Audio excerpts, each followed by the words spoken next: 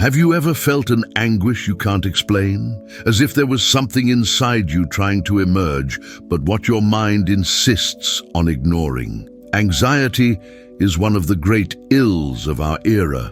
But contrary to popular belief, it is not just a problem to be eliminated. For Carl Jung, anxiety can be a sign of the unconscious, a deep message that something in you needs to be understood. But what does this message mean? And how can we interpret it so that anxiety is no longer a burden and becomes a guide? Today, we will explore what Jung revealed about the true cause of anxiety and how to turn this feeling into a path of self-discovery and evolution. Get ready to see anxiety in a completely new way. Most people see anxiety as a problem to be fought, something that needs to be silenced as soon as possible. We seek distractions, plunged into work, consume entertainment non-stop, and in more extreme cases, resort to medications to anesthetize the mind. But Jung warns us for something essential. What if anxiety is not a mistake, but a message? For him, anxiety arises when there is a mismatch between what we believe to be and what we really are in our unconscious. Our conscious mind creates an identity, a socially accepted self that follows rules, fulfills obligations, and shapes to external expectations. But there is a part of us, hidden in the depths of the psyche, which does not always agree with this role.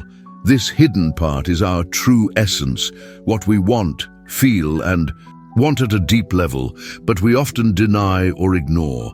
The problem is that the unconscious does not accept to be ignored. He finds ways to manifest himself, trying to warn us that something is misaligned. Sometimes this warning comes in the form of symbolic dreams, sometimes in sudden impulses that we cannot explain, and often manifest itself as anxiety. Think of anxiety like an alarm firing inside your mind. Something is not right. Something needs to be seen, but instead of listening to this alarm, most people do everything to turn it off. Anxiety as a call to transformation. Jung believed that every psychic symptom has a purpose. Instead of asking how to get rid of anxiety, he suggests a much deeper question. What is my anxiety trying to tell me? Maybe it's a warning that you are experiencing a life that doesn't match who you really are. Perhaps it is indicating a repressed fear, an unsuccessful emotion, or a suffocated desire. We often carry values that are not ours, but inherited from the family, society, or the environment in which we grow up. We created plans based on what we think we should do without asking us if it really does us good. And when this disconnection becomes too big, anxiety becomes inevitable. It is as if there are two forces within us. One, represented by our conscious identity, wanting to follow a path, and another, represented by the unconscious, trying to pull us elsewhere. This conflict creates tension, and this tension manifests itself as anxiety. And the more we ignore this message, the stronger it becomes.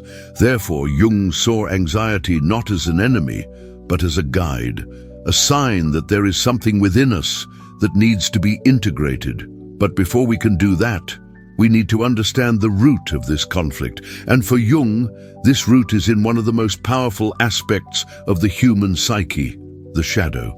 If anxiety is a sign of the unconscious trying to communicate with us, then the most important question is, what exactly is hidden in this unconscious? Carl Jung believed that the most repressed part of our psyche manifests itself through what he called the shadow.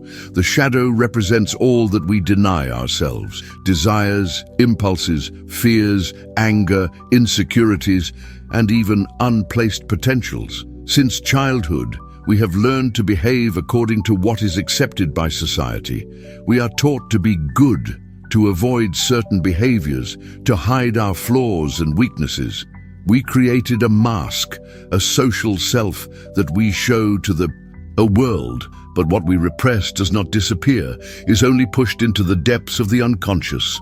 And here is the problem: everything we try to deny or hide within us gains strength in the dark. Imagine your mind like a home. If you throw the whole mess in a locked room and never open the door, it doesn't mean things inside have disappeared. On the contrary, over time, this mess grows, comes to life, and begins to manifest itself in unexpected ways. This is how the shadow acts. Those feelings, impulses, and repressed desires find other ways to emerge, and one of these ways is precisely through anxiety. The conflict between the self and the shadow, Jung said that the greatest internal conflict of the human being occurs when his conscious identity is shocked by his shadow. The more we try to be what we are not, the more this hidden part of ourselves tries to be present. Anxiety can be a reflection of this conflict. For example, someone who has been taught to be always pleasant and obedient can suppress his anger and frustration, but this accumulated anger manifests himself in constant anxiety. Someone who has always followed the safe and conventional path can feel anxiety because, deep down, their shadow wants more adventure, more risk, more authenticity. Someone who pretends to be happy in a relationship, work, or lifestyle can feel anxiety because his shadow knows that it is not true. This is an uncomfortable but powerful truth. Often, anxiety is not the problem. It is the solution our psyche found to warn us about something wrong. What happens if we keep ignoring this warning?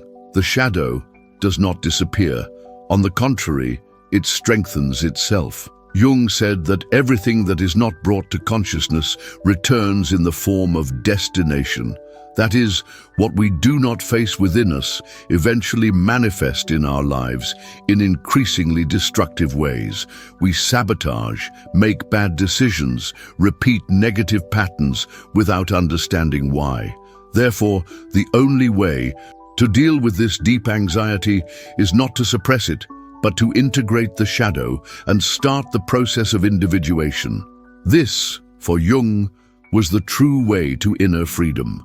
If anxiety is a symptom of internal conflict, then healing is not eliminating it, but in understanding its origin and integrating it into our conscience.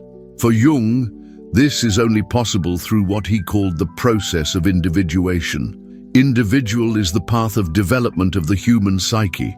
It is a process by which we become whole, no longer just a social mask, and integrating all parts of ourselves, including those that have been repressed and pushed into the shadow. But what does it mean, in practice, individual? Recognize your shadow. First of all, you must accept that there are aspects of you that have been denied, rejected, or ignored, emotions you don't want to feel, thoughts that you are afraid to admit. Accepting that they exist is the first step to transform them. Dialogue with anxiety instead of fighting it. Instead of trying to silence anxiety, try to ask yourself, what does she want to tell me? If her anxiety had a voice, what would she say? Is there anything in your life that is misaligned with who you really are? Find hidden patterns. Often our mind repeats the same standards throughout life. Fear of failure, self-sabotage, destructive relationships, choices that always lead us to the same point. Jung said that until the unconscious becomes conscious, he will direct his life and you will call him destination. Identifying these patterns is essential to get out of the anxiety and frustration cycle. Accepting transformation.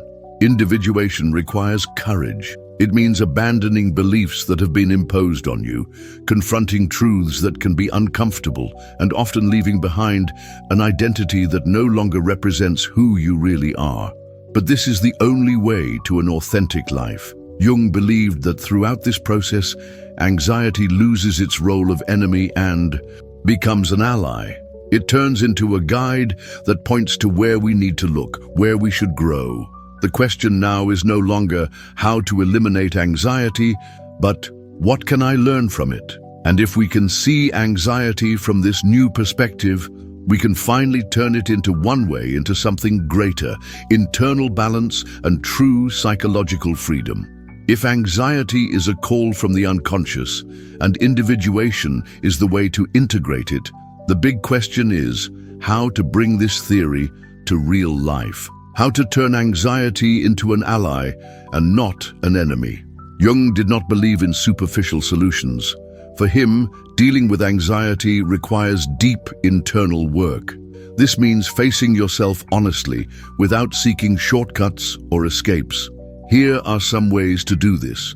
Observe your anxiety as a messenger, not as an enemy. When anxiety arises, instead of trying to suppress it immediately, listen to what it has to say.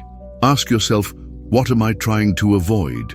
Is there anything in my life that is misaligned with who I really am? Can my anxiety be showing a repressed desire or not faced fear? Instead of seeing anxiety as an error, see how an invitation to look inside. Confront your shadow. What are you repressing? The shadow does not disappear when ignored, but when it is brought to consciousness. For this, Jung suggests practices such as reflective writing. Write down your deepest thoughts without censorship. Ask yourself, if I could be completely honest, what do I really want? Self-equation. When you feel anxiety, try to identify if there is a pattern behind it. Does this happen at specific times? Is there a recurring situation or thinking that arouses this sensation? Dream exploration. Jung via dreams as messages of the unconscious. Keeping a dream diary can help you perceive patterns and symbols that reveal repressed parts of the psyche. Bring more authenticity to your life. Many anxieties arise because we live according to external expectations, not our true essence. If there is something that causes constant discomfort, it may be a sign that something needs to change. This may involve adjust your career or lifestyle for something more aligned with your real values. Learn to set limits to stop pleasing others all the time. Allow yourself to explore passions, interests, or paths that have been repressed throughout your life. Anxiety tends to decrease when we begin to live more authentically. Understand that anxiety is part of growth. Jung said that every process of internal transformation generates discomfort. Fear and insecurity are signs that we are leaving the comfort zone and approaching our truth. The key is not to completely eliminate anxiety. This is impossible. The key is to learn to dance with her, understanding that she often comes not to stop us, but to show us that we are on the way to change. Anxiety is not a mistake, but a call. A sign that there is something within you that needs to be heard, understood, and integrated. Running away from it only strengthens the problem. In correcting it, on the other hand, it can be the first step for a deep transformation. Now, I ask you, what is your anxiety trying to tell you? Leave your answer in the comments and share this video with someone who also needs to hear this message. Subscribe to the channel and enable notifications so as not to lose the next content. We see each other in the next video.